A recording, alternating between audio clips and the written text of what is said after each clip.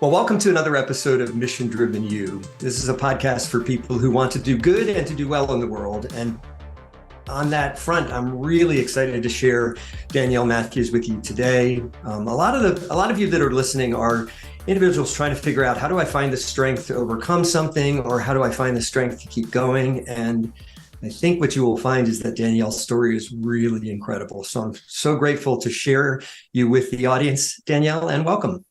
Oh, thanks so much for having me, Will. Excellent. So we always start off with one question, which is, tell us the story of somebody or some group that made the difference for you. When you look back on your journey, you're like, yeah, they were really important for my journey. Yeah, I think of those moments as like inflection point moments. And there's several people, but one I'll share about. Her name's Kamini Desai. And when I first came across her, she was writing a book. She needed some help citing research. Seemed like a very nonchalant kind of connection. And I became really intrigued with what the book was about. And when we finished, she said, well, I'd love to gift you a training so you can come and learn about this. And I said, okay. And I ended up, a year or so passed between this time. And I ended up walking onto the grounds of an ashram to take this program. And I didn't know what an ashram was. Okay. I was very ignorant to this.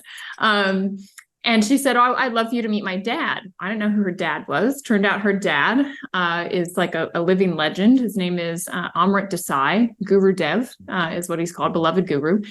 And he brought like yogic philosophy and teachings to the West from India when he was like in his early 20s, was one of the first wave of doing that in the 60s. And so I spent the next 10 days in this magical space. I feel like I ended up, in the middle of the woods in this beautiful setting, learning ancient wisdom from Kamini and getting to meet her father. And it was like, I felt like I left there and I was given the secrets to life. And they are what I've used to learn about myself more, understand myself, understand like why I'm here, what the purpose of life is. It unlocked almost everything, I feel like, for me in my life. So when I look back and think who's had the biggest impact, Kamini for sure. And she's continued to be a teacher of mine. And it still is to this day. That's something like, 8, almost 9 years later. That's powerful. Thank you for sharing that. I love that question because oftentimes we forget that like we may be responsible for our own story, but we are the composite of all the stories that have been told in us by all the people we've interacted with. Yes, absolutely. Yeah. And it's so interesting, some people come into our lives for a short time and change everything. And others, they're more lasting relationships and continue to unfold things. Right. So speaking of story, I'd love to hear your story. I know your story, but I'd love to hear you share it with the audience of kind of the events of your early 20s and how that shaped what you do in the world. Absolutely. My life, I grew up in Maryland. I went to school, University of Virginia. I got a degree in biology. Life looked pretty good for me. I was doing Teach for America straight out of school, which I loved. I was placed in Colorado. I was getting to snowboard on the weekends. And it was my dream. And everything just came to a crashing halt. When I was 23, I was involved in a car accident. I got hit by a drunk driver and my world stopped. I was injured in the accident. I had a brain injury. And I attempted, to push and kind of get back to life, thinking like, oh, these symptoms will go away. I'll be okay. And they didn't. I couldn't focus for more than 10 minutes at a time. I was sensitive to noise, to light, severe migraines, dizzy. It was terrible. I was having panic attacks. And I went on a medical leave from work. Doctors didn't really have much to offer, though. They kind of said to me, like, sit tight. It should clear up in a month. And then they said 3. And then they said 6. And then at my 1-year appointment, my neurologist basically said to me, with your type of injury, the body's done the healing that it's going to do. And this is your new normal that you need to adjust to. And in that year, I had lost my job, which meant I had lost my independence. No money coming in at 23. I hadn't really saved much to be able to, be ready for a rainy day. And ended up having to move back with my family, which, thankfully they were in a position to support me. But it was devastating. All of the things that I had identified as the Danielle that I thought I was, if this makes sense, had all been about the accomplishments I had, achieved, who I was able to show up as in the world. And all of that was just slipping away. And I had a massive, I would say, identity crisis. time to kind of ponder questions like, well, why am I here? And what is the purpose of all of this? And do I even want to stay? Because after my doctor said, like, this is just how life's going to be, like, I was basically sleeping in a dark room with blackout fabric. Like, I couldn't do anything. It's like, well, what's the point of life if this is life? And I really had to dive inward, and I had to had to master my own mind because my thoughts were not helpful, and feeling like a victim wasn't doing me any good. And I just thought, you know what, I'm going to find a solution. I'm going to get better. And something within me just kind of kicked in, and a series of events unfolded, and we can dive into more of them. But ultimately, I ended up finding a health technology that helped my physical body to repair itself. It was a biotech discovery, supports with cellular repair. And that changed my world. As my health started to restore, I thought, geez, like, this came into my life for a reason. I'm meant to share it with other people. And as I was getting stronger and stronger, I began doing that. 8 years later now, I have my full health back. I now have an international business where I have been able to share that technology with people globally. I've helped thousands. I just launched a business where I'm teaching intermanagement mastery to help. In that year between when my doctor told me that and when I found the thing to help me, a lot went on. And I think what I learned in that time, a lot of other people could benefit from, because that's really where resiliency, it's where that kind of all came from, and what I was able to pull on to get through that. And now it's like, life doesn't shake me. I've got really strong roots, I would say, and Right. an understanding of myself. And it's been a wild journey, but one that, now I look back on and I'm very, very grateful that I went through so early in life. That's powerful. I want to dig a little bit deeper into your mindset journey, because I'm going to make certain assumptions. Tell me if these are correct. But you were a biology major, so you probably believe deeply in the value of science. Like, I don't know any biology majors who were creative. I mean, often can be very creative, but you're not necessarily sort of screw the system kind of people. And then you've got this traumatic issue, and the experts, quote unquote, said, no, this is your new normal, Danielle. Sorry, this is as good as it gets. And somewhere from that point, you got to the place where you said, no, I'm going to own this journey. I'm going to make it different. I want to hear about that transition, because to me, that's really, really significant. Like, what was that mindset journey like for you? Well, it rocked my world. I mean, Sure. I grew up, my grandfather, my mom's dad, was a physician. So the Western way of dealing with health was always very prevalent in my life. Like, something went on, we call my grandfather, right? He would tell us what to do, and et cetera. So I always felt that it's like security in that, like, well, somebody knows better than I about like my own body and how it all works, et cetera. And he was also like an impetus for me to want to study biology, because I thought, wow, like, he knows so much. I want to know these things too.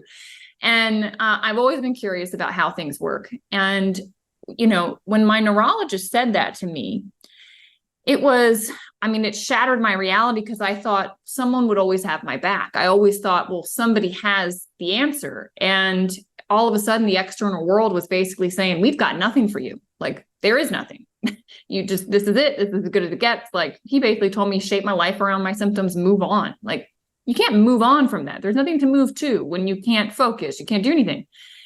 And when your world shatters, it's hard to know where to go. I honestly felt like I was a little child dropped in the middle of like the dark woods. My parents were around me. Don't get me wrong. I had people in my life that were being supportive, but they didn't have answers either. And it's like, well, what do you do? And where do you turn? And it was like, because so much externally wasn't there, and the answers that where I had typically searched for answers, right? They were in a textbook. They were, you do enough research, you find it, right? All of these things. Thankfully, part of that saved me, because I had a book in my bag when I went to the neurologist that day called The Brain That Changes Itself by Norman Doidge, I think is his last name. I love that book. Sorry. Yeah. Oh, okay. You know the book. Yeah, Right. Absolutely love it. It was a game changer for me. Yeah. Oh, it's incredible. So he's like Right. chapter by chapter, like case studies of research showing how neuroplasticity works and how you can create new neural connections. And that was like a saving grace for me, because sitting in the office, I said to this neurologist, I said, well, time out. Like, you're telling me this is forever, but in this book, there's people like way worse off than me that are doing better. Like, what about neuroplasticity? And he said to me, that's a theory. It's not proven. And I said, you're fired. Yeah, like laugh out loud. I'm exactly. Out. Yeah. Like, okay, goodbye. But I kind of held to that. Like, you got to have, it's like that light at the end of the tunnel. Like, you got to have something that you're holding to. So something within me deep knew, like, there's a way to get back from this. It just might take some time. But my inner world was so rocked. I had been feeling like a victim, and people were sort of like validating that. They were saying to me, like, oh, this shouldn't have happened. You didn't deserve it. I'm so sorry for you. And I was feeling those things, like, me of all people, right? Like, why would this happen to me, as if I'm better than anybody else, which I'm not. But, you have these thoughts. And it was around that time, I'm actually grateful for the conversation with that neurologist, because it was like a kick in the gut of like, stop looking outside of yourself for someone to save you. No one's coming to save you. And you got to figure this out. And the only one that can is you. And you better start working on your mind. So I had to go inside of myself, and I started to just monitor my thoughts, which my whole life my head's been very chatty. So I always had a lot going on. My brain's always kind of been on. And I was realizing, like, this is not serving me. And I had this realization that, like, there was something watching the thoughts, if you're with me. So there was something inside of me witnessing this. And I thought, well, I just want to rest as that witness. Like, let's make this noise stop. Because every time I thought about the past, I would get depressed, like severely depressed at this, because it was like it was slipping more and more away. And the more I kind of grabbed at it, the more elusive it got. And then I would think about the future. And we're talking just like, can a friend come over to say hello this afternoon? Well, I don't know. I don't know how I'm going to be feeling. And it would just leave me with tons of anxiety. And I was having, at this point, like, I'm in my mid-20s, I've got friends going on to graduate school, getting PhDs, doctorates, business degrees from Yale, Harvard. I mean, I had a group of friends, coming out of that university that were high level, high functioning in society. And I'm watching them just soar. And here I am on the sidelines. And I thought, it does me no good to think about the future. Like, it's a disservice. And I forced myself into the present moment. I just literally, by sheer will, said no more. I cut the thought off. And it takes a lot of effort. And I understand now why spiritual practices tell you everything's in the present moment. Be present, and that's all you need in life. And it's like, by necessity, I took myself there.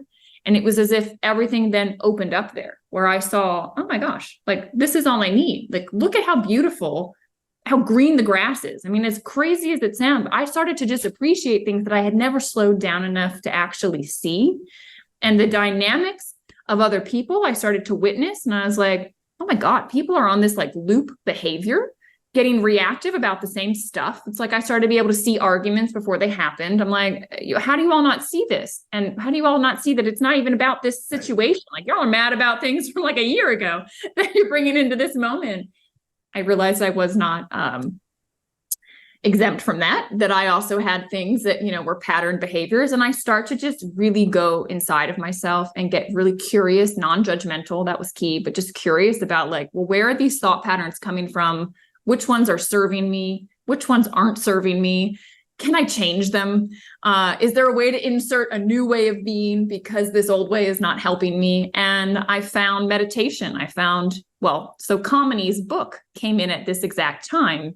And she was writing about a practice called Yoga Nidra, which is a guided meditation. Oh, yeah. And she was asking me to cite the like Western research that had been done on this topic. And she was giving the Eastern view of it. And it was this, just beautiful timing for that to arrive in my life and give me the insights that I needed to really understand, okay, yeah, I'm not that chatty mind and I can quiet it, and it's actually ruining things for me. So let's access that witness space. That's powerful. And I want to talk about spiritual practices in a minute. I want to ask you a little bit more, though, about the shift, because you were talking earlier about success markers. Like, my identity was wrapped around these, comparing yourself to your friends who were going on to graduate school and PhDs and probably corporate accomplishments and all that.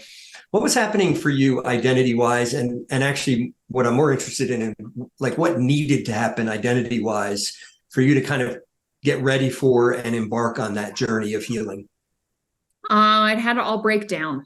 I had to surrender, which was something that, I used to think like I could almost like control life into submission, that if I just worked hard enough or did all these things, that it would all work out. And to a degree it had. I had been very successful. I put that in quotes, air quotes. Successful in what ways? In the external world, as society would deem successful, right? Top of my class, getting a good career start, all of these things.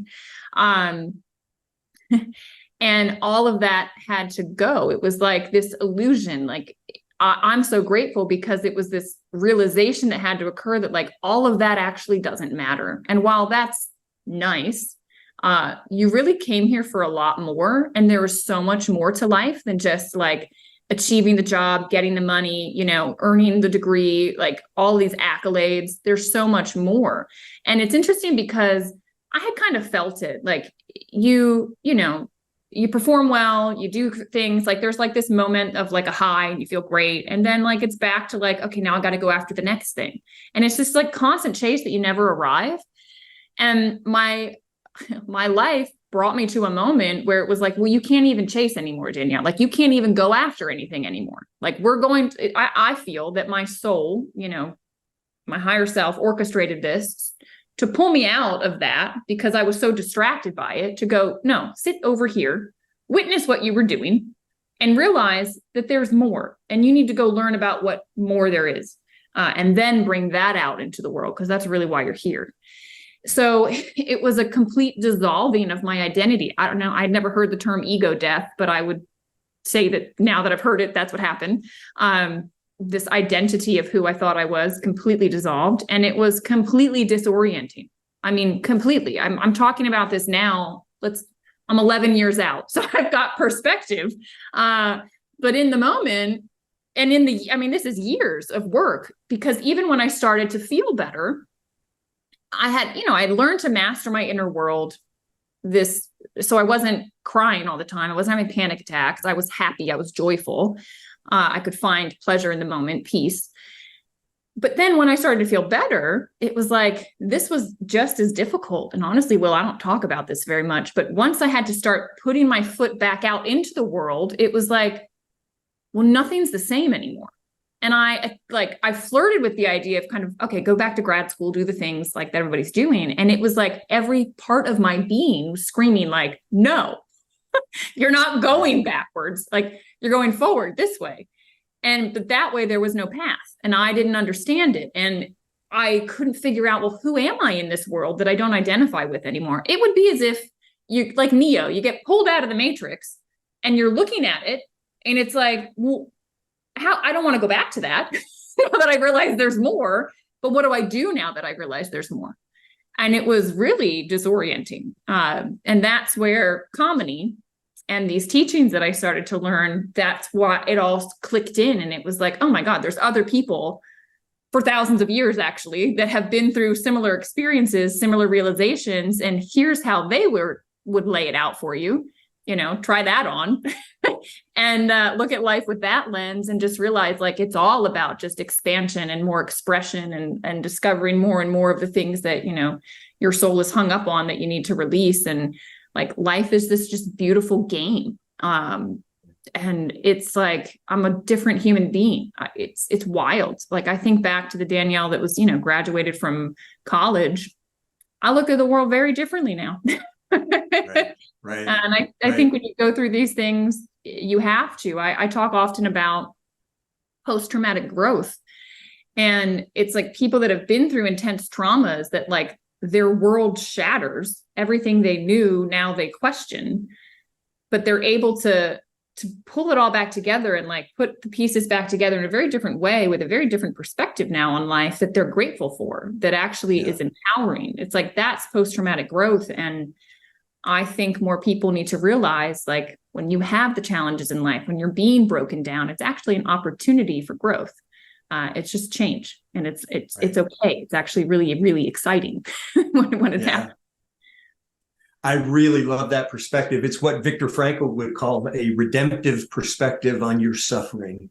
And I really love that. Can you imagine can you imagine being where you are spiritually, even in terms of business success and all that today, without that experience? Is it possible to even, yeah.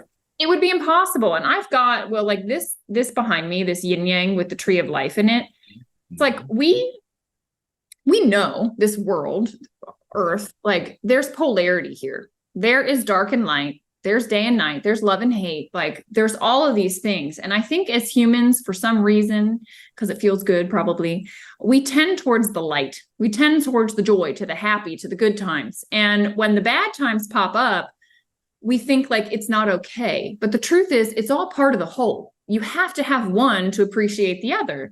And, you know, I now know the term the dark night of the soul. And I'm like, oh, that's what I went through, where it's like this really intense dark period. But that's when the roots grow. Like that's when you get to know yourself. That's when you learn about gifts and you gain insights and you get connected to things far beyond you that give you a strength, so that during the light times, you can express more. Like I think about, I'm looking outside, I've got oak trees all around me. They've got really deep root systems. And so when a hurricane blows through here, they just kind of like sway. Like, oh, a hurricane, whatever. And I feel as though that's what happened with me, like having gone through what I went through in my 20s and emerging from that, like my root system is so deep. Like when the pandemic set in, I remember calling my sister and like laughing, being like, oh my God, well, now you guys get to experience what I just went through, which is, you know, by someone else's decision, I can no longer leave the house and like I'm restricted in so many ways. And I just started laughing because she was having a hard time. And I said, at least you don't have a brain injury on top of it all. Like you're going to be fine, you know? And so it didn't even sway me. I just thought, well, what's this challenge making possible? Right? There's in every difficulty, there's opportunity. And for me, you know, with the pandemic, it made me go online. It forced me to connect internationally with people and my business exploded. So it's just perspective. It is. How do you help people understand? Because this is part of my own journey as well. I know some people listening will be sort of encountering this part of the journey as well, which is a lot of what you're describing sounds spiritual. It sounds kind of woo-woo. I mean, we've talked about Norman Doidge's book, and you and I could probably just trade references for the next hour about the sort of medical rootedness of some of the things you're talking about. But how do you now, as a biology major, as a person who kind of thought that way, how do you now understand some of these spiritual practices that you engage in that really help you have a sense of recovery, a sense of healing, and a sense of rootedness? Yeah, it makes it all make sense. I think there's, I don't know, maybe a level of arrogance that I used to have, and some have here in the West, of like, oh, well, we, with all of our research and all these things, like we know best. And actually, like we understand some things, but we're like missing the heart, the soul to it all. You know, it's like we figured out all the parts, but when they all go together, there's something more, and we haven't tapped that essence, right? And I think these Eastern philosophies, you know, the yogic tradition and the yogic philosophies, it's like the science of spirituality. Like they were studying things and questions like, well, if there was one truth that if we all knew would solve everything, what is that truth? And they found it. And that's what they teach. And they say, it's your mind. It's you identifying with your thoughts. Like you're more than your thoughts. And when you start to go there, it just makes sense. It makes the whole mechanism for me. It was like having this Western perspective on the body. And we kind of view the mind and the body as separate. That's how I was taught. And in psychology, right, what do psychologists do? They make you think about things. They make you, how do you feel about it? And then back, what do you think about how you're feeling? And like, you're just in this, like with your mind. And it's helpful, but it's almost like weed whacking. And like, that's like, it's taking the weed whacker and cutting the weed down, but the root is still there. Like, so it pops back up. And I think that in my experience, the Eastern view, this philosophy that is more spiritual, is able to get at the root of the issue and pull it out. And it's like they have tools and techniques that we haven't quite come across yet. I think that more is moving in that direction. And it's really encouraging to see that meditation, breath work, people are like starting to adapt these things. And it's funny, like in the West, people are like, oh, well, breathe. It's helpful to breathe. Well, the yogis are like, yeah, but there's like 100 different ways to do breath work. And if you need this certain thing, try this breath work. Like, you know, they're just, that ancient wisdom that's been passed on generation to generation, there's a lot there. And I think, I've just learned I used to think I knew everything. And now I've realized, the more I learn, I realize I don't, the less I know. Like every single moment I learn something, I go, holy cow, what else do I not understand? Or what else is a false belief? Or that, society programmed me to believe that, well, maybe it's not true. and, I think the biggest thing for me has been the direct experience. It has been being able to meditate, to quiet my mind and go to this space, have intuitive hits come in, know things that there's like, well, how would I know that? And have them then proven to be true in the external world. And it just made me realize like there is an energetic field. And if you look more at the science of where we're getting quantum physics, like it all points to this too. And that's what's there. That's what these yogis tapped into. They didn't have the words to describe it like we do these days. But it's all kind of merging. And I think when you can have direct experience with something, you're not on trial, right? It's like, I know that I know because I've experienced it, and I would love other people to experience it. And I've watched, some of these tools and techniques that they've developed that, like, I went to therapy in the West. I did psychotherapy. It was helpful to a degree, but it never quite got everything pulled out. Yeah. I like that analogy. And even psychology, I often think of it as the weed whacker that can get the weeds out of the way, but it doesn't necessarily help me get down to the underlying root issues. What are the tools that you use? Like, what are the tools that you use at the beginning of this journey? And what are the tools that now kind of make up your daily habit stack or your tool stack, however you describe it? Yeah, at the beginning, it was a lot of nature. So going out into nature, I found it to be very peaceful. I didn't understand then what I understand now, which is like literally like the resonance, the energy that is out in nature that is emanated there. It actually helps reset your own energy system. And like we digest things. I think most of us think about what we eat, what we drink, but what you watch, the words you hear and listen to, like all of this, your system is having to process and detox from. So for me, just intuitively, going out into nature was always really peaceful for me. I always felt better. And so I would go on walks. I would just sit when I could. And now I understand what was actually going on, that like it was literally helping my system to just rebalance. Meditation, yoga nidra specifically, which is this guided meditation that you do laying down in a dark room, which is like ideal. I have done that and continue to do that because it's good physically, it's good mentally because it makes the mind be quiet. It's good emotionally because it just creates this peace within you, and spiritually, I mean, you're connecting in with that field, which every time I do a yoga nidra, something different happens, and it's whatever my body needs. But I've had some wild experiences, and one that just is coming to me is like, I literally experienced looking at my own body. Like I was outside of my body, watching my body in the yoga nidra state. And I was watching it from here, like right, like almost on my chest, like looking at myself. The most wild thing. Right? And it's like, that's what I'm saying. When you have these direct experiences, you can't unknow. So it's like, okay, I realize I'm more than this body. Right. And then what am I and what am I? So those things have helped. More recently, I still do all the things, nature for sure, yoga nidra for sure, eating healthy, all those things. But I also now do a practice called yoga therapy. And it's really just gentle stretching. And the idea here is like trauma, intense emotional events, that energy gets stuck in the system. And what yogis say is that it's like living in your body somewhere. And so where you feel tension or you feel a little bit off, if you ever like stop and slow down long enough, you'll go, oh yeah, like my low back is always, or my shoulder is always like an issue, or my stomach. Like when I ask you, where are you stressed out and where do you feel it? Everyone I ask will probably tell me something different, but you think it's normal in your body. It's not normal.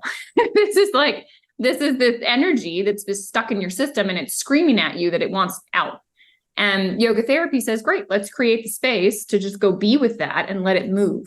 And so I've had all sorts of like things move through my system, like tensions that's been in my neck for over a decade go away, stuff in my low back that's been able to like fully release. And it's jaw dropping. I still to this day am like amazed at what these techniques are able to do because they're so gentle. They're so seemingly simple that you're like, well, doesn't it need to be a little more complicated? Like, no, it doesn't.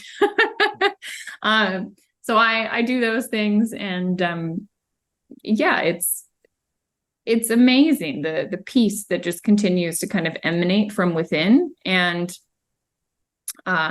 the purity. It's like my inner world is no longer just ruled by my thoughts and all these crazy, like, when a scenario pops up, like, yeah, my mind still has things to say about it, but I don't like bring that front and center and let that be like the only thing I'm looking at. It's like I let it just exist over here while I can still stay present in the moment, despite this little reaction that's happening.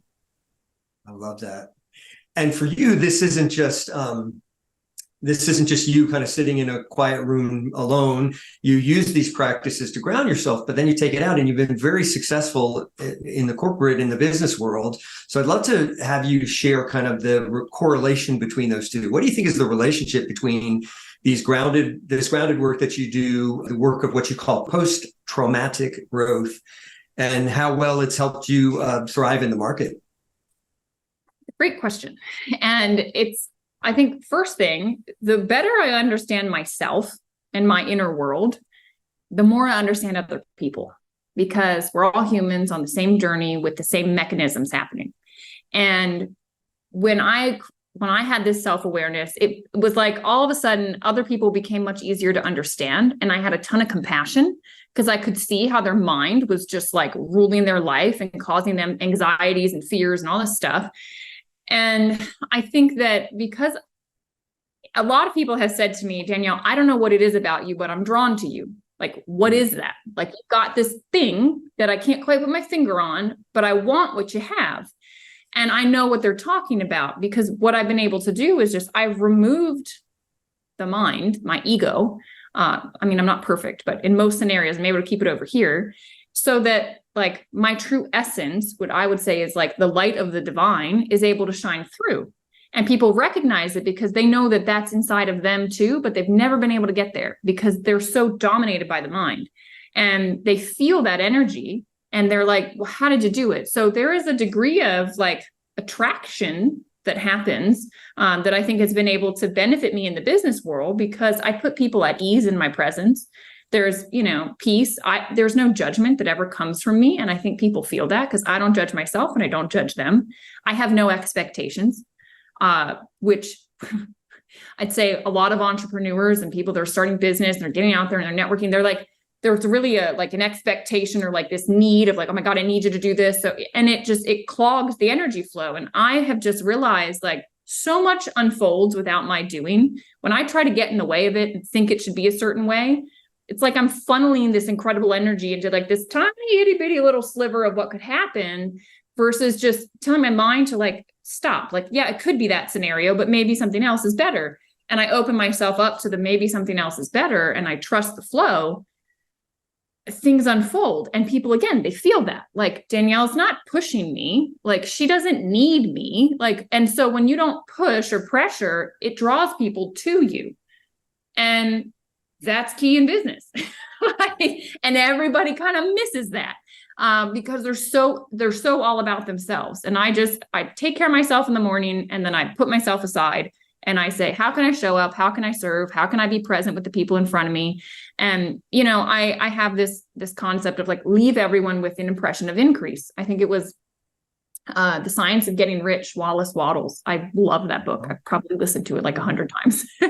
And he, in that, he says like, leave everyone with an impression of increase. And so no matter what I do, I am trying to help someone smile, feel good, like, be lifted for having been in my presence. Like I use social media in the same way. It's like, be a beacon of positivity out there, so someone comes across and like you give value that lifts them, because that's how they remember you, right? People remember how you make them feel. So like some of it is strategic, but it's also like, that's just what's best for humankind. So it's like, I use it in business, but it's not like sneaky. It's like, it's just a good thing that we all should be doing. And if we all operated from that space, it'd be a lot easier. And dropping expectations, dropping like a right to the results of my actions. I think a lot of people feel like, well, I did X, Y, and Z, so I deserve this. And it's like, I have learned in life, mostly because of my car accident, I did all the right things. And then I got hit by a drunk driver. Like, what the hell? So I have just said, okay, like, and that turned out to be a good thing. So I have just said, all right, I'm going to move forward in the direction that I think is best. That's like, seems fulfilling for me, and I'll take actions, but I will not get tied up in what the results of those actions are. I have people come into my business and leave my business, and I don't care. I mean, I love them. It's not like I emotionally am like detached, like, or I don't care. I'm just detached, where I'm like, look, it's their soul's journey. There's bigger things going on than what my mind knows. So all of these pieces, again, that helped me get through my personal difficulty, I now just apply in the business world. And I think it's refreshing for people. I think a lot of people aren't used to that energy being about out there. And so it's like a beacon that people get attracted to. I love that. How does that help you think? Because I know you have your own successful business, and then you kind of help people with business.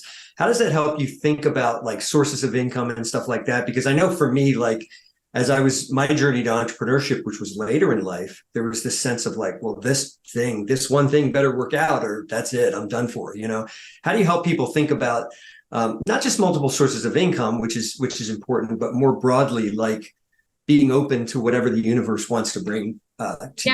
You've got to trust. I think a lot of people have difficulty with surrender. Like, we try to, again, control life into submit. Well, it needs to happen this way. Well, okay, it could happen that way. But what if there was a whole nother vein that you're not even seeing that you could go down that would actually be more beneficial and lead to even more than you're imagining? And, it's so hard, I think, for us to release control, and our ego, our minds, believe that it knows best, and to let that go and to just say, well, I'm trusting in what I can't see. It's very difficult. But what I know to be true, having experienced it myself, coached a ton of people through this, it's like the moment you take a step, before your foot hits the ground, the path will be revealed. But so many people are waiting to see the path before they step, or thinking the path, should be one way, or waiting for it to show up and then they'll step. And it's like, it doesn't work that way. You have to create the first action, and then the universe can go, okay, here you are. And so it will come. But we live in this like fear of, oh my gosh, well, I don't know. It's like they say, leap and the net will appear. Well, so many people won't just leap, but once you leap, it's when it all happens. And it's just that the only way to leap is to get through the inner world of the mind saying, don't do it, don't do it, don't do it. And, it's not like you ever get past that. Like, I just launched a new business and my mind was so loud, it almost made me throw up, because I was like so nervous to go on this new path. But I was laughing at myself in the moment. I'm like, oh my God, I'm making myself sick. Like these crazy thoughts. But I've learned enough about who I am and who I'm not to not let that dominate me. Most people let the thoughts dominate, and they try to control, they try to force things, they let fear rule the day. And whenever you're making choices out of fear or lack, well, if it doesn't work out, then I'm in trouble. Like, you're already in trouble. Like, you are in an abundant world. Like, go try and count the number of blades of grass. Like, there's abundance all around you. There's an abundance of wealth that can come to you, but you have to be in a space where you can receive, where you've surrendered to it, where you realize you're just a conduit, it's not about you. Those things need to be in place. And so I love moving people through that moment, because once they step and it happens, they're like, oh my gosh. And then they step again. And so they get stronger with their faith and their trust. It's like fear and faith, two sides of the same coin. You got to believe in something you can't see. And so many people choose fear of what could maybe happen rather than faith in what could maybe happen. And I would just offer, look, if you're going to waste your energy believing in something you can't see, why not go with the one that could potentially lead positive, right? Rather than the one that can go negative. Right. We're talking a lot about your story, but I'd love to hear a little bit about your business life and sort of what you've been able to create in the world.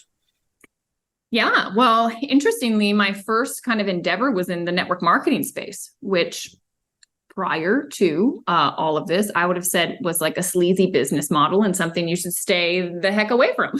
But the biotech company that discovered this technology that helped my body to repair. They were going down a traditional like pharmaceutical route, ended up just, it wasn't the right way to go. It was trying to be like bought and kind of shelved. And the founders of this company that owned the IP at the time, they just said like, we morally can't do this. We got to get this out to the world. So they chose network marketing. They chose word of mouth, for better, for worse. It was like the best model to get something that needed some education out there. So I found myself in love with their technology, you know, being a biologist, getting to talk about a biotech discovery. It was like, I'm in. But it was through network marketing, which I had no really grounds to have an opinion about, but, you know, just society had told me it was a bad thing. And I read a book called Rich Dad, Poor Dad by Robert Kiyosaki, which every entrepreneur should.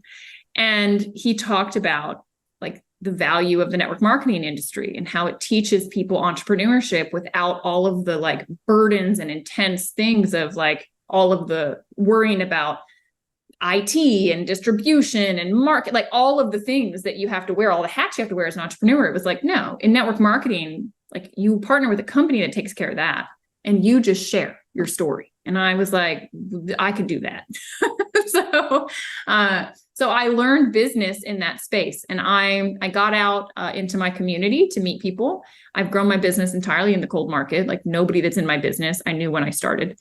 And I was meeting a ton of other entrepreneurs, and I was just totally in love with their energy, their creation, their like zest for life. I started to, I was an ambassador for my Chamber of Commerce. I took a role as director consultant for BNI, Business Networking International, for the Orlando, Florida area. And so I was training and teaching entrepreneurs like how to network, right? How to make it not about themselves, like these things we talked about, and more about the other person. And it was just beautiful. My business started to grow, and it was a reflection I could see of my inner growth. Like the more confidence I got, the more aware I became, the more fully I showed up as myself. It was like a direct correlation to how much growth would happen in my business. And one thing led to another. I found myself at our last big company event, getting to do a keynote talk, closing out the conference right before, like the founder closed it, but I was right before him. And it was just like this moment. He said, I'll never forget. He said, Danielle, it was like that moment in like A Star Is Born, where like Lady Gaga, that movie, like she's out there and people are like, there it is. He said, you've come into your own. Right. And that has given me the confidence now to start another line of business, which is teaching a program called Intermanagement Mastery, which is designed specifically for entrepreneurs and driven professionals. You don't have to own your own business, but if you're trying to make it in the world, applying the concepts we talked about today will allow you to do it with ease, without burnout, with peace, with joy, you know, getting rid of like the self-sabotaging behaviors that happen, understanding these truths that come from, you know, this lineage I've studied, I believe can set people free. So I launched that. I've had more bookings than I've known what to do with interest in the program. And so it's exciting I feel like, you know, everything in life prepares you for the next level. And I've been able to coach a lot of entrepreneurs in the space that I'm in, but the coaching has always been for free as part of just being part of the network marketing space. And now it's like, look, I'm bringing something totally different that, you know, there's an investment obviously for, and it's just taking off. So it's when you're in flow, and it's a great place to be. That's remarkable. If people want to connect with you, how do they do that? I'm on all the social media platforms. Instagram, probably easiest if you want to message me. It's just my name, Danielle Matthews. You got an underscore at the beginning and the end. And my link tree there links off to Yoga Nidras if you want to try one. There's recordings there, my ebook, all sorts of good stuff. I would love to connect with anyone that, you know, if you have questions, if I can help you some way on your journey, just reach out. Excellent. And I want to close with one really big question. So this is a question I've been playing around with lately. I kind of really in love with this question. So what you've presented are some really big ideas. This idea of post-traumatic growth, of changing our attitude toward the trauma in our life and using it to grow is really, really powerful and really important, I think, for our culture right now. So I want you to imagine that the leaders of the free world have tuned into this podcast. and they get super excited about the ideas that you presented. Now, let's imagine 20 years from now, they've begun to really incorporate what you're talking about, what's in your book, what's in your program. How could the world be changed? I believe that the world would be changed because people's egos would be stepped aside. I think people would see the bigger picture of how we're all actually interconnected and are part of one. And, as you clear the inner pollution in your own mind, like as within, so without. So in 20 years, if politicians as a society, like we've been working through these practices, we've all been becoming the best, most empowered version of ourselves, like the world's gonna be a fun place to be in. Can you imagine everyone being lit up, excited, joyful, fulfilled, just confident, having self-awareness and wanting what's best for the other in front of them? Like that sounds incredible. It sounds like the opposite of so much of what is in occurrence today. And yeah, that's a world I think we'd all be thriving. I think the environment would also be thriving. We'd be making very different decisions about how we're interacting with, the earth and the space we live in. That's the world I'm wanting to create. Well, I love it. And I hope everybody listening wants to help you create that world as well. So Danielle Matthews, thank you. This was incredible. This was really great. I'm excited to share your thoughts with the audience. Oh, well, thanks so much, Will, for having me on.